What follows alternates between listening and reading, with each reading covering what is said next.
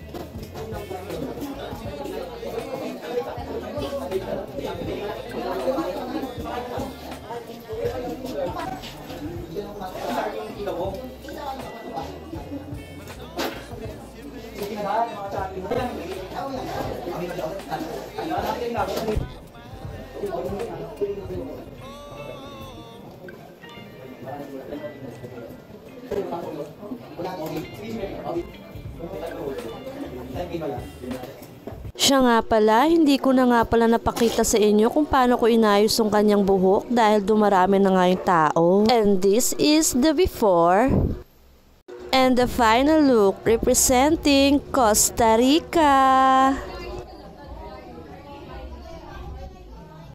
Matapos ko nga siyang ayusan ay maya-maya konti ay nag-start na rin pala yung event nila. Tinapos ko nga lang palang magpakilala lahat ng mga kasali dito na iba't ibang uri ng bansa. Balak ko nga sanang tapusin ito kaso lang may nag-aantay pala sa aking Madam Everly sa bahay. Masaya kasi talagang manood ng ganito, makikita mo ang iba't ibang talento ng mga kasali dito. Talaga nga namang nakakamiss talaga ang mag-aral.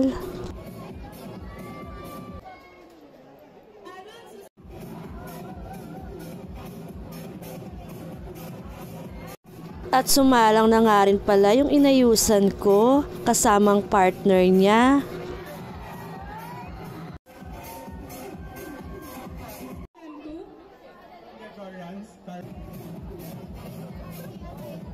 Nang matapos na nga magpakilala ang lahat, nagpasya na akong umuwi. Kaya naman bumiyahe na ako papunta sa bahay. Dito ko na nga pala tatapusin ng videong ito. Maraming salamat sa matyagang panonood. Bye-bye, paalam, ingat!